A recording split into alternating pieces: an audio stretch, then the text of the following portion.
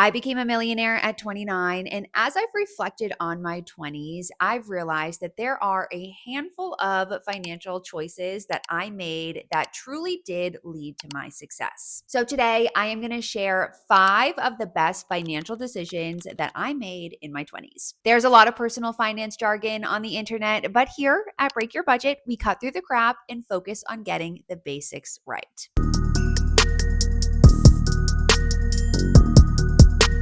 What I'm not going to do is sit here and solely attribute my financial success to budgeting and savings hacks, because those are definitely not the only things that got me to the place I'm in today. But what I will say is those things, alongside some of the decisions I'm going to share today, as well as some intentional lifestyle choices, work together to truly catapult my finances early in my life. Some of these are pretty conventional, some of them may surprise you. So, with that, let's just get right into it.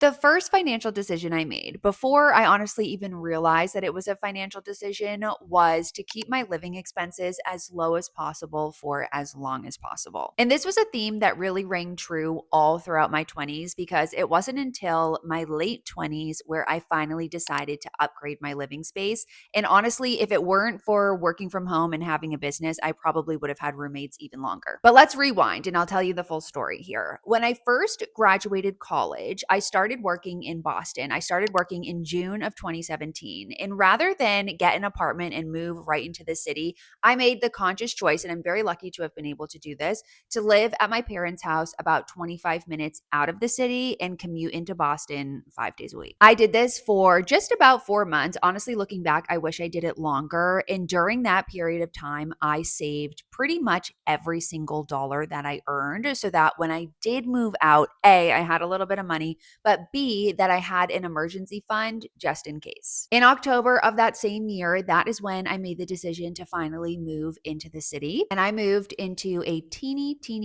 tiny apartment in the North End neighborhood of Boston. I had one roommate, and this apartment was so small. Literally, all I could fit in my bedroom was my bed and an armoire. I didn't even have a closet. There was no laundry, no AC, no dishwasher, nothing. It was a very small 2-bedroom apartment. We shared a bathroom, and that was pretty much all there was to it. The beauty of this, though, is that my rent was only $900 a month. So I was living in Boston for under $1,000, which is basically impossible at this point in time. But back then, it was still a very good deal. And I kept my rent at this level while I was living in Boston for about 3 years. I did move into another apartment after just about a year, but in that apartment, I got a little bit more space. However, I had 3 other roommates and we still shared one bathroom. So I got more space, but I sacrificed on the amount of people that I was living with. But again, I was able to keep my rent at $900 or less for the 3 years that I lived in Boston. And what that did is it freed up so much room in my budget to really prioritize my savings and investments. Now, fast forward to the pandemic. When COVID hit, I ultimately made the decision to move back to my parents' house again, which I know I'm very lucky to have been able to do. But the reason why I decided to do that is because it really didn't make sense for me to continue to live in Boston when we couldn't really do anything in the city. And so I looked at it as an opportunity to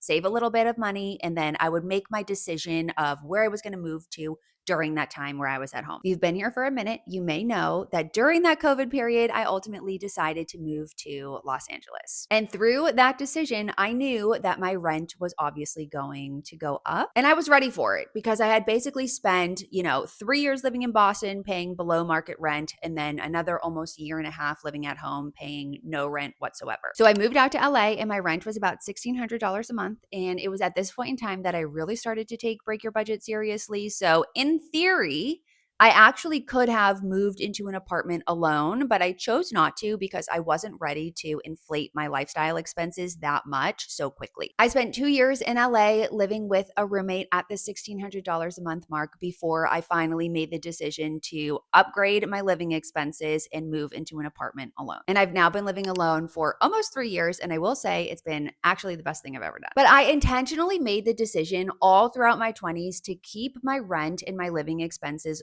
lower than they necessarily needed to be, because I knew that if I kept my biggest expense low, I would have more room in my budget to put towards my savings and investment goals while also balancing, enjoying, and living my life. I cannot emphasize enough how important it is to keep your rent as low as possible for as long as possible, because as you move throughout your life, your bills are only going to go up. If you're in your early 20s or your mid 20s, you do not need to live alone. You do not need to live in a luxury high rise apartment. What you should be doing is living with roommates and making sacrifices on your living situation while you have the mental capacity and wherewithal to do it. Because as you progress throughout your 20s, your patience for roommates and for crappy living situations will go down, which is normal and totally fine. So take advantage of it while you're fresh out of school and keep your rent as low as possible for as long as possible. Moving on, the second best financial decision that I made was starting a side hustle that I have since been able to turn into my full-time job. Having a business, and specifically my business is Break Your Budget, if you didn't know, has completely transformed my ability to earn all throughout my 20s and honestly for the trajectory of my working career going forward. Through starting this business, I have been able to establish multiple different income streams like brand partnerships and speaking engagements and selling digital products and affiliates, where I am now very, very confident in my ability to earn outside of a traditional 9 to 5 job. If you are someone who also has a side hustle and you're looking to take it to the next level and really turn it into a true business, you need to check out Durable. I wish I knew about Durable when I was first getting started, because it would have saved me so much time and so much money on building out my website and just my brand presence overall. A website is an integral part of your online presence, and a lot of creators and business owners and entrepreneurs don't have one. But your website legitimizes you, and it really is your opportunity to show off your business and your brand and your portfolio of work. So you need to have one. I've actually gotten a few different business deals solely because my website tells a different story than my social media does. I specifically love Durable because it uses AI to take the really tough and challenging parts of building a website out of the equation. So not only do you get a beautifully done website in under a minute, but Durable also helps with SEO and mobile optimization. There's analytics and blog management and stock images and just so many other cool features that make the website building process so much easier. What makes Durable different is that they have a tool called Durable Studio, and you can use it to make all types of logos and marketing assets and visuals using AI. What you do is you choose from a few different options at the front as inspiration, and then you can use the chat feature to figure out different variations and ultimately design your perfect asset. This works for logos, and what I personally think is the coolest feature, social media posts. I do not have an eye for design. So this functionality has actually been a lifesaver for me because it really just helps streamline the design process and make the creative aspect of having a business so much easier. Like, I genuinely cannot emphasize how much time this would have saved me over the years, because websites specifically are, in my opinion, unnecessarily so complicated. If you know, you know. Anyways, if you're interested in learning more about Durable and giving it a try, you can use my code BREAK30. I'll make sure it's on the screen and get 30% off all plans. The link is in the description if you want to check it out. Moving on, number 3 is that I held off on buying a car for as long as I possibly could. And when I did make the decision to buy a car, I bought a used car and I paid cash. The reason I did this was twofold. So let me explain. First, when I was living in Boston, I really didn't need to have a car. And so rather than getting one just because it was more convenient, I instead decided to just take advantage of the public transportation that was in the city. And I share this because while cars are obviously more convenient, the expense that comes with having a car is far greater than just your monthly car payment. You can't forget that you also have to pay for insurance and gas and regular maintenance. And if you do live in a city, most likely a parking spot. And so early in my 20s, while I was living in a city that had public transportation, I just didn't think that it made any sense for me to take on these expenses kind of for no reason. Outside of, it would have been easier for me to go back and forth from my parents' house. But the second layer of this is that I knew, based off of my budget and my spending patterns, that when I did get a car, I didn't want to have a monthly car payment and I wanted to pay cash. So over my early 20s, I aimed to save up about $30,000 specifically for a car purchase so that when I did choose out my car, I could pay cash for it. And eventually, when the time did come where I needed to purchase a car, this was right before I moved to LA, I already had the money saved up and we had leverage for negotiating because I was paying cash. Now, looking back, I am truly, truly, truly so happy that I saved up the money to buy the car outright because when I moved to California and I realized how expensive it was to register the car and to have insurance for the car and to pay for gas in the car and to get my tires rotated and my oil changed and all of the things that come along with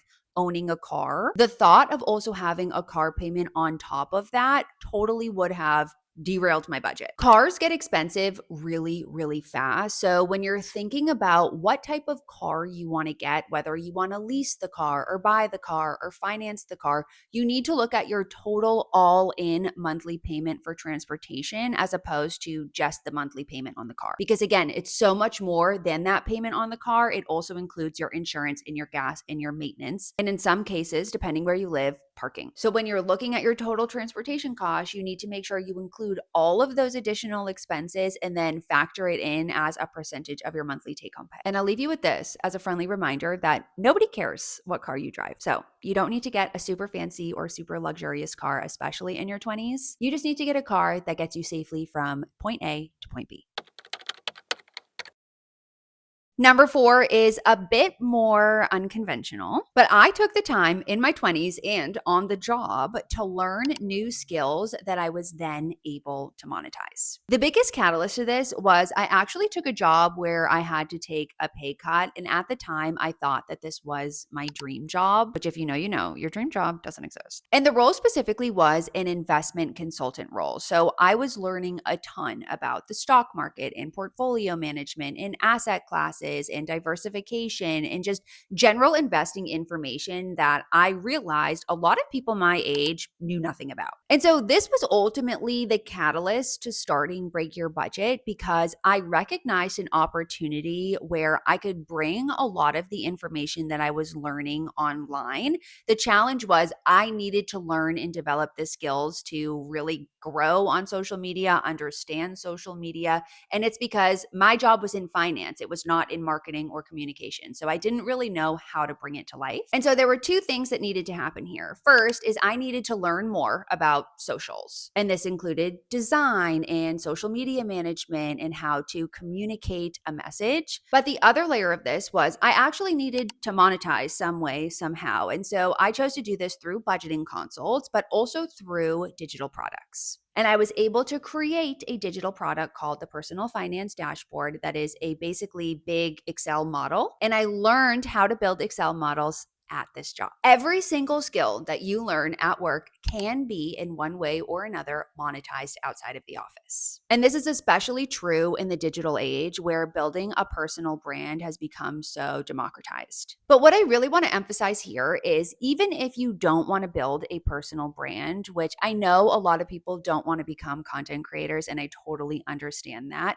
you still have skills that are valuable and marketable on the freelance market. And you can sell your skills in places like Upwork or Fiverr, or even just through word of mouth in your own community. One way to do this is to simply just shoot your shot and pitch yourself. I actually recently hired someone who pitched themselves to me via email to help with updating some of my Excel templates. And guess where he learned how to use Excel? At his job. And ultimately, it was something that he was able to monetize in the freelance market. So I challenge you to look for and identify skills at your current job that you could ultimately translate into a freelance or even potentially a creator-based opportunity. If you want a full breakdown and detailed video about how to bring your skills from work to life in the freelance market, let me know. I'm happy to get into it. But I do also want to remind you that your online presence is super important, even if you don't want to be a creator. And I cannot emphasize enough how essential it is to have a website to legitimize you. So don't forget to check out Durable.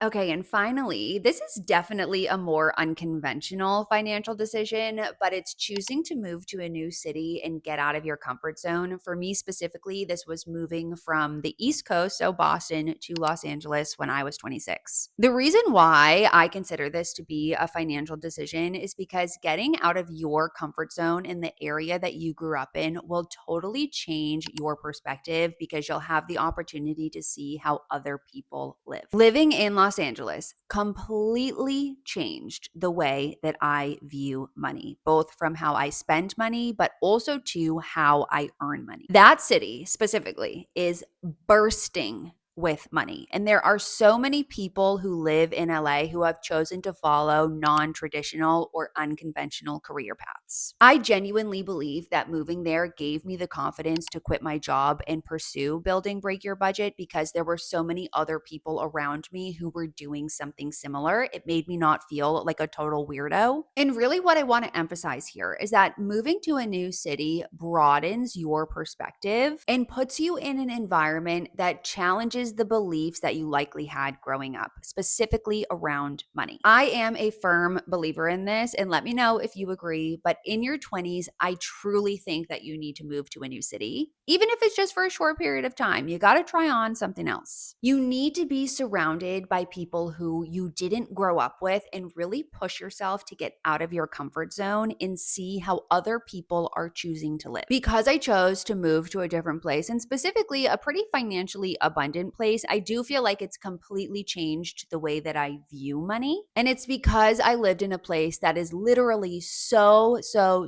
different than the place that I grew up in. If you live in a city that you really love, that's different than the city that you grew up in, and you truly feel like it's changed your perspective, leave it in the comments and tell me a little bit more about it, because I do think that a lot of young people struggle with choosing the right quote unquote city to live in just because there are so many choices. So I want to hear from you, and hopefully it can help somebody choose their next place to live. Anyways, we are going to wrap this video up. Those are 5 of the most impactful financial decisions that I made all throughout my 20s. I love sharing these lessons with you, specifically in this more like chatty, reflective format. So if you enjoyed this video, let me know because I have tons more financial lessons that I can share with you. Don't forget, you can check out Durable and use my code BREAK30. The link is in the description. And if you enjoyed this video, make sure you subscribe to my channel, like it, and I will catch you in the next one.